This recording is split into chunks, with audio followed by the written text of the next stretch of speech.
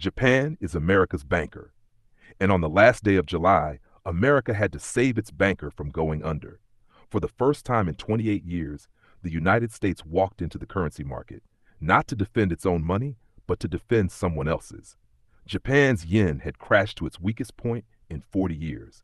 So Washington and Tokyo teamed up and spent tens of billions of dollars buying yen to prop it back up. And they said they're ready to spend a lot more. You might file that under foreign news doesn't affect me. Don't. What America was protecting last week sits underneath your stocks, your savings, every market you touch. So ask the obvious question, why? Why would the country that prints the world's reserve currency, a country already $39.8 trillion in debt, adding $2 trillion more every year, spend billions holding up somebody else's money? The official answer was friendship. Trump said, "We're always there for Japan." His Treasury secretary promised to do whatever it takes. But governments don't spend tens of billions on friendship. Nobody says whatever it takes about something that isn't keeping them up at night. Here's what actually is. Japan owns more of America's debt than any other country on earth, and Washington just showed you in plain sight exactly what it's most afraid of, and it's not what they're telling you. First, a puzzle. Japan's government debt is 230% of its economy, the worst ratio of any major country. Yet for 34 years straight, Japan has also been the world's biggest lender. How does the most indebted country on earth also lend the most money? Because the government and the people are two separate wallets. Japanese households are some of the most disciplined savers alive, and decades of exports built a mountain of savings. That mountain funds the government's debt and still has enough left over to buy other countries' debt. Japan's favorite purchase, U.S. Treasury bonds. Today it holds $1.1 trillion of them, more than China, more than anyone. So when the American government spends more than it collects and borrows to cover the gap, Japan is the one covering it. Japan is America's banker, which raises the real question, why was the banker's own currency collapsing? Here's the loop. Japan barely produces any energy. It burns 3 million barrels of oil a day and pumps only 100,000. The rest arrives by ship, priced in dollars.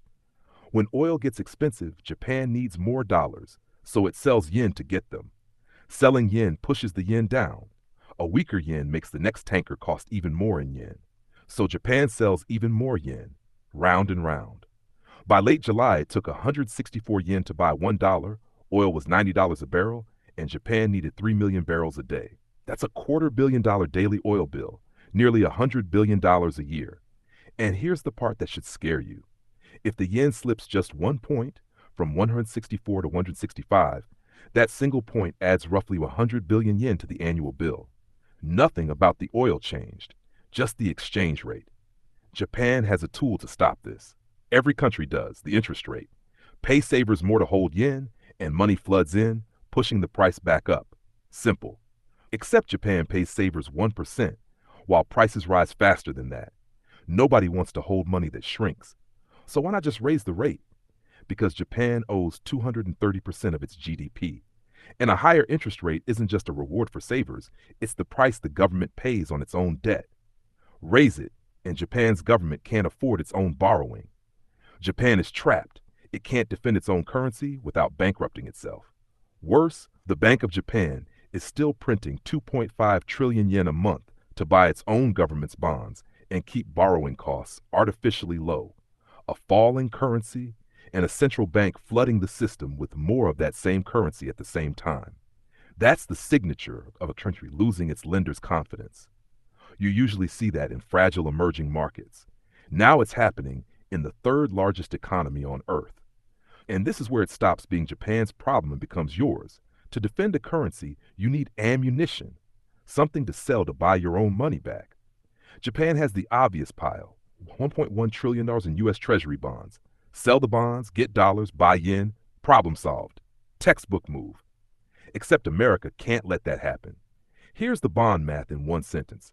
A bond pays a fixed amount of interest, so if its price drops, that same payment becomes a bigger percentage of a smaller number, meaning new buyers demand higher rates. Falling bond prices mean rising borrowing costs.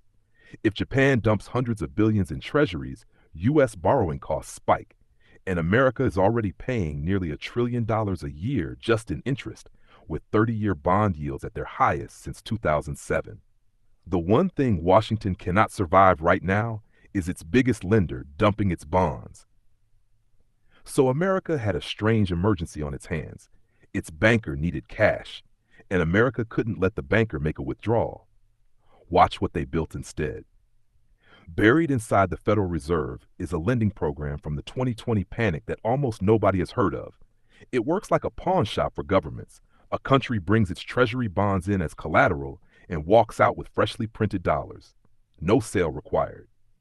Japan just announced it's using this window to fund its currency defense, borrowing new dollars against its bonds instead of selling a single one on the open market. There's a $60 billion limit on it right now. The U.S. Treasury Secretary has already asked the Fed to raise that limit. That's the confession. In public, in plain sight, Washington just showed you the one thing it cannot afford to let happen. Not a falling yen, a falling U.S. bond. But here's a question worth sitting with. Where do those rescue dollars actually come from? The Fed creates them, out of nothing. So follow the money. America prints new dollars, hands them to Japan. Japan sells them for yen to prop the yen up. But those dollars don't disappear once Japan spends them. They flow straight into an American stock market that's already running hot. And when American markets are the hottest game in town, what does every investor on earth want to do? Sell the yen and buy American. So the rescue lifts the yen with one hand and makes betting against it more tempting with the other. There's a second problem. The Fed is supposed to be fighting inflation. And you fight inflation by making dollars harder to get, not easier. Printing billions of new dollars is the opposite. The cure is fighting itself. And notice what the rescue didn't fix. Japan still owes 230% of its GDP, still imports 97% of its oil. Its central bank is still printing 2.5 trillion yen a month. This rescue doesn't put out the fire, it just buys time. You can't bail water out of a boat while someone keeps drilling new holes in the hull. So why should you, sitting far away from Tokyo, actually care? 2 words, carry trade. It works in 3 steps. Borrow in the cheapest currency on earth. For 30 years, that's been the yen. Convert it to dollars. Use those dollars to buy anything that pays more than the loan costs. Stocks, bonds, real estate. Pocket the difference. It's the easiest trade in finance, and investors have run it for decades with trillions of dollars. But it only works while the yen stays cheap.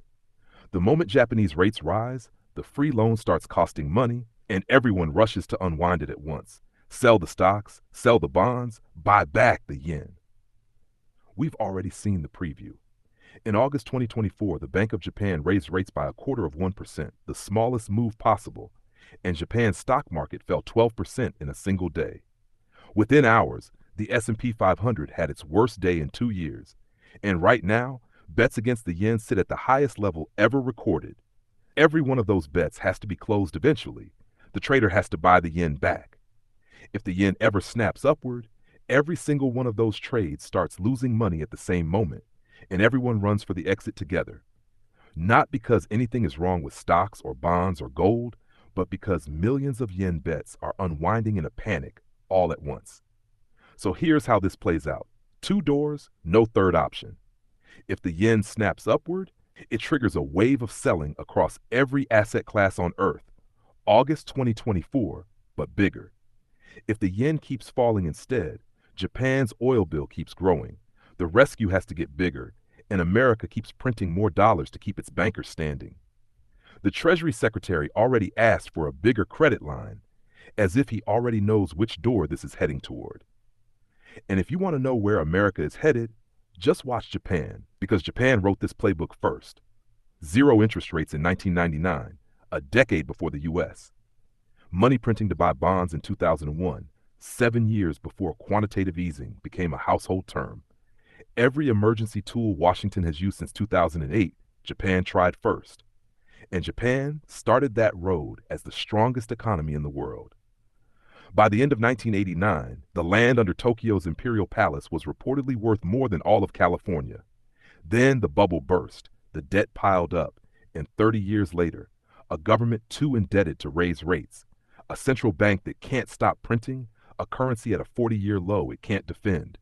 America has cushions Japan never had. The whole world still runs on dollars, and that buys time. But it doesn't buy a different ending. So what do you actually do with this? Governments this deep in debt never pay it back with honest money. They can't.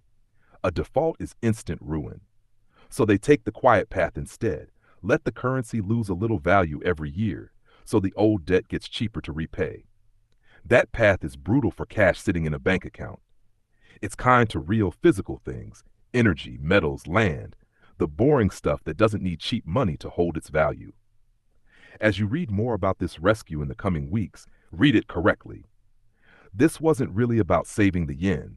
It was Washington telling you, in the plainest language governments ever use, exactly what scares them most. That's my take. What am I missing? Tell me in the comments.